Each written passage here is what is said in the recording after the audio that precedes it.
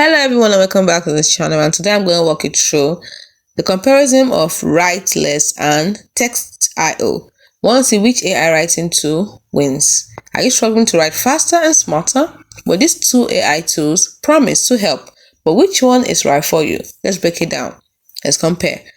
When it comes to what they're best for, Writeless is best for bloggers and marketers and quick content.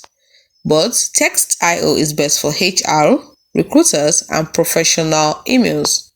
When it comes to their tone and style, Writeless is best for casual and creative tone and style, while Textio gives you formal, data-driven tone and style.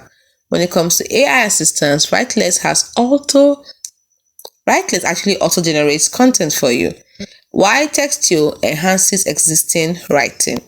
And when it comes to unique perk, Writeless has a one-click rewrite, while Textio has predictive hiring language. And lastly, when you look at pricing, Writeless is affordable for individuals, while Textio is enterprise-focused.